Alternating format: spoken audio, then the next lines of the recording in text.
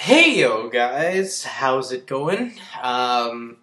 So this is gonna be not par se the normal style video. This is gonna be one of my first sports talking style videos here. A lot to talk about. The Olympics had just finished. You can really get the feeling though that the football season is around the corner. I mean, the best time of the year is actually around the corner, as you notice the nights are getting shorter, or it's getting dark quicker. It's getting cooler in the air. You can see some of the students getting their textbooks bought and their backpacks ready and their lunches prepared. It means the fall's around the corner, which is, of course, to me, the greatest time on earth. Basically, Christmas for like 3 straight months, as you have football like every freaking weekend or day, basically. For here in Canada, you got Friday night football with the CFL. The CFL, you got the CIS, the NCAA college, and of course the granddaddy of them all, the National Football League. And we're just getting around that corner, which I can't wait for.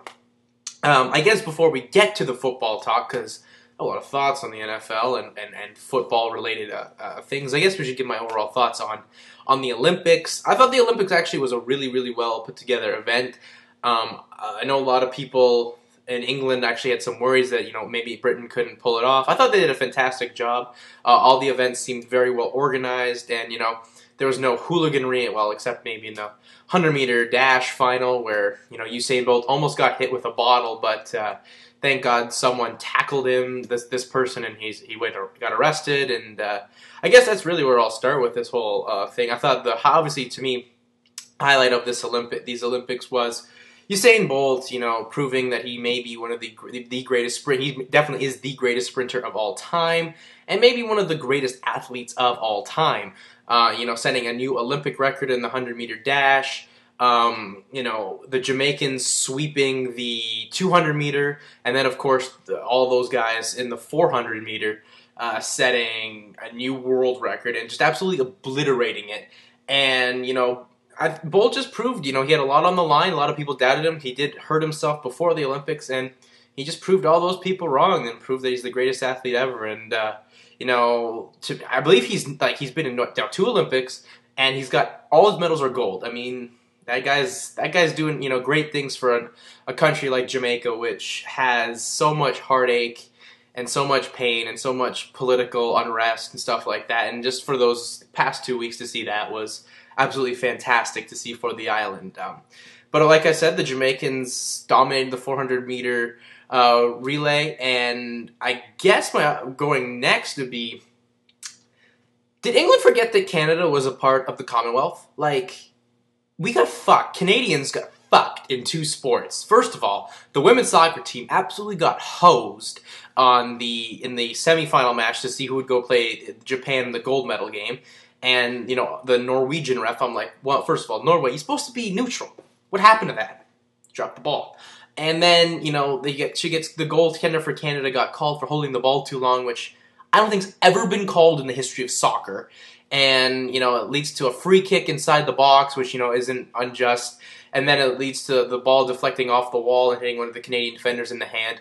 Now, I mean, the ball hitting her in the hand, yes, it's a penalty shot, don't get me wrong, I'm fair with, but the whole result of what led to that penalty, I'm not cool with. And then how the Americans won that game is just totally heartbreaking, with the last minute of extra time before penalties. And, they go on and, they won the gold, and whoop-de-doo, good for them. But I think the more heartbreaking thing for Canadians is how Canada, in the 400-meter dash, or the 400-meter relay, I should say, goes out there. A lot of people have been doubting us as a track team in a summer sport country for a very long time, probably since the Atlanta Games in '96. And they come from out of really nowhere in the last leg, and beat Trinidad, blow away everyone, and we get 3rd, and it's like, holy crap, track in Canada's back, and maybe gold's in our future come Rio 2016. But no, there's some stupid technicality where we stepped outside the line to apparently give us an advantage, which I don't see how it helped anyone on the 3rd leg get us an advantage when it was all the guy in the last leg who got us the medal there. But that didn't happen. And that, to me, the whole interest, and we got disqualified and don't have a medal to show for it. But I mean, I think we showed that, you know, we were able to take adversity, and they handled it well, and I guess we'll show the world in 2016. We'll turn what that would have been Bronzeby into gold, so I'm prepared for them. But the other thing I found interesting was the guys that finished fourth, now third, would be Trinidad and Tobago, and one of their runners actually stepped inside the line, but apparently he didn't gain an advantage. I don't know. Nonsensory. And of course, you know, the U.S. obviously did the damn thing, and, you know, the men's basketball, which they should have. A lot of people will say, you know, they got a lot of heat for saying they're better than the Dream Team. And, you know, I mean, that's obviously not true, but I think it's more of the fact that the rest of the world got better. So if maybe the Dream Team in '92 played, you know, maybe some of these countries today, maybe a little bit more closer than a lot of people would like to think maybe. But I don't think they're obviously better than the Dream Team. But they got it done against Spain, who may as well be a Dream Team in their own right. And Michael Phelps and Ian Thorpe, Ryan Lochte getting it done in the pool for the U.S. Really exciting stuff there. I really loved a lot of seeing that. I mean, the swimming's just fantastic to watch, and I love how they shoot it and stuff like that. But overall, I thought the Olympics was well. I didn't watch the closing ceremony, and basically Twitter went off about how bad it was. So I normally don't like people to speak for me, but when I saw that, I was like, I don't really need to tune in. I'll just find something to talk about or to watch or read or something. I don't know. Alright, so that was the Olympics. La-di-da, fantastic stuff. Moving on from the Olympics now. Like I said, we're getting to that good part of the year. We're about to have our cake and eat it too, ladies and gentlemen. The National Football League. It's just around the corner.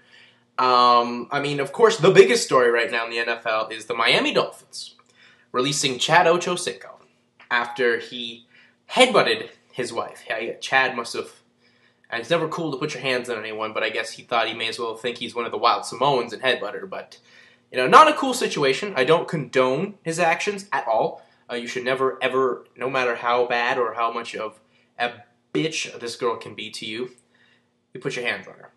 But the Miami Dolphins releasing Chad over this so quick without, like, the team having time to react is a poor move. And I really think that the team could have, you know, Chad could have used the support to rally around this, and the team could have, you know, the team needs Chad. Let's be real. Who the hell are the Dolphins throwing the ball to this year?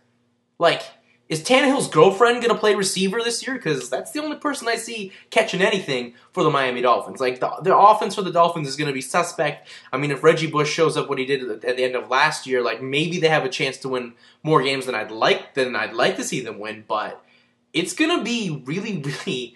a touch and go for that team, and I think this is a poor move by the Dolphins. I think they could have, you know, been more of a team environment and bought into them. I mean, when they showed on Hard Knocks, I just saw the clip about why they released Chad. I mean, just because he went off on Twitter over the summer and he dropped F-bombs. I mean, what are you, 7, coach? Like, I don't think Chad dropping F-bombs really makes the Miami Dolphins look bad as an organization. This isn't the Minnesota Vikings of 2002 with the Wizinator, where that makes the entire organization look like a bunch of porn stars. But, I mean, they need this guy out there. Who are the threats out there? Especially in that division, the AFC East is like a scary-ass division. You have the Patriots, the Jets, I mean, new quarterback situation there. Not too sure, but they have weapons still, and I think Sean Green can still bust it up the gut, and I think defenses may still have trouble scoring on that, or offense may have trouble scoring on that defense. And then the Buffalo Bills, I mean, maybe not the biggest pickups in offense, but, you know, drafting that Stephen Gilmore and, you know, picking up Super Mario Williams on defense improves an already great defense, and it's just going to be a matter for the Bills to have Stevie Johnson and Ryan Fitzpatrick hook up a lot more. So, I mean, the Dolphins need this guy. They need Chad Ochocinco out there, and, I mean, that's all I really got to say. I don't understand the move, and I would love to see the Bills or any team in the AFC East pick up Chad Ochocinco just so he could rub it down their throat and shove it up their ass. What a stupid move that is. I mean, you watch the Dolphins in this Hard Knocks show. I'm just baffled by how bad of an organization this team is. I mean, no one wants to play for them. They thought they had hope with getting Peyton. Peyton basically kind of outed them. You know, Parcells leaves. Like, when you have legends and, you know, a legend and a future to be legend, like Peyton and Bill Parcells not wanting to be a part of your organization anymore, that organization needs a lot of things to change, and they need to find something to go to the corner, and hopefully maybe Tannehill's the guy. I don't know. I mean, the only bright spots are Tannehill, and I think David Garrard is a really good quarterback for that team, and I'm still upset about how the Jacksonville Jaguars got rid of him. I mean, I guess that's really all I can say in the NFL. I mean, I'm excited for it. Just watching some of the preseason last week. I mean, Peyton with Denver can be scary. I think RG3 played, well. It's going to be interesting. I mean, I think the Redskins need someone like him to just go out there and really do the damn thing and just bring a whole new life. I mean, he's really the first quarterback that team's had since maybe Patrick Ramsey of '92. So, I mean, that's just, I think it's a fair assessment in reality. But yeah, I mean, it's just going to be a real exciting thing. I'm kind of happy I didn't get to see that Dallas Cowboy Oakland Raider game because Cowboys won by a 3-run home run. So I'm not too happy to see that. But I think the Cowboys can be an interesting team. I think this is a big year for them. It's a big year for Tony, nonetheless. And if Tony Romo, doesn't win a playoff game or maybe even the Super Bowl, it could be the end of him. But I don't know. I mean, what can the Cowboys really get for that? But I mean, really, that's most of the football talk here, but it's getting really exciting. I mean, when the NCAA starts really in about 2 weeks' time, the 31st of August, I know the South Carolina Gamecocks are in the opener. I can't remember who they play, but that's going to be an exciting game to see. Gamecocks were a fun team to watch last year.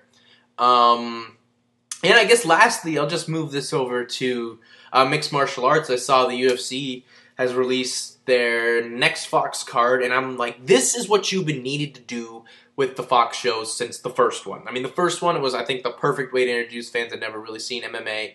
Heavyweight title fight.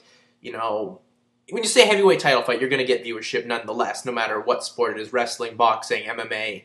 I mean, as you said, heavyweight championship for chess. I mean, someone would tune in because it'd be a big belt handed out. But I'm excited to see this card. I mean, this card could be one of maybe the best card of all time, and I'm not just saying that just for the fights, but just you have to remember the NFL, like I have just stated, is coming up, and with Fox hyping this thing up during commercials or just little bumpers in between the games, like, hey, December 8th, the UFC returns on Fox with Ben Henderson, Nate Diaz for the lightweight title, which I think is just going to be a fantastic fight. Those guys, that could be as good as when Ben Henderson fought Anthony Pettis in the WEC at WC 53, the last WEC show. I mean, Diaz is a warrior, brings it, similar style. I think he gets a little harder than his brother Nick. And Ben, they're just gamers. They're just going to scrap so much. The big fight that interests me a lot is Alexander Gustafsson really stepping in there with the big boys against Mauricio Shogun Rua. Shogun, who looked good in portions of the Brandon Vera fight, but if Vera didn't have that much of the cardio element was really what let him down. I think if Brandon Vera had cardio in the last Fox show against Shogun, maybe could have put him Shogun away.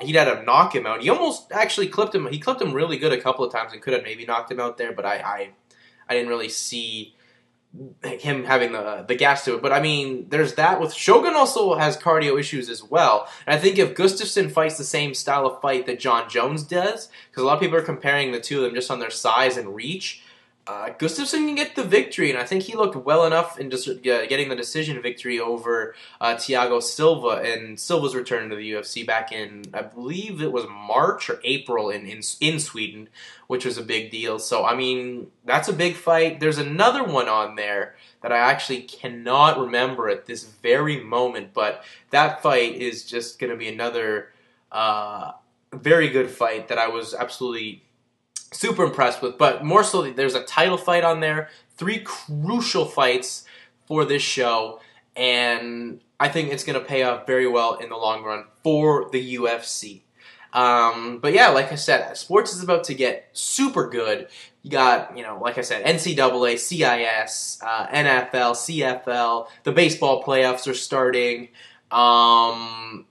What else do you got happening? I mean, really, that's about all you got. I mean, the EPL, I think, starts this weekend. Hello. Right there. So, I mean, it's just going to be tons of fun in the world of sports. Really, if you want to go out on your nights, you got to have a PVR or DVR or something and make sure you just got to sit there and record, because there's going to be too much good action for free to not want to miss up. Like I said, it's Christmas up until Christmas. So, really, that's all I had to say in this video. I plan on making some more sports videos. I like to maybe tend it to when more topics come around. I'm gonna try and actually like preview each conference in the NFL with a buddy of mine. Maybe actually branch it off into our own show, make it look slick with some other graphics in there.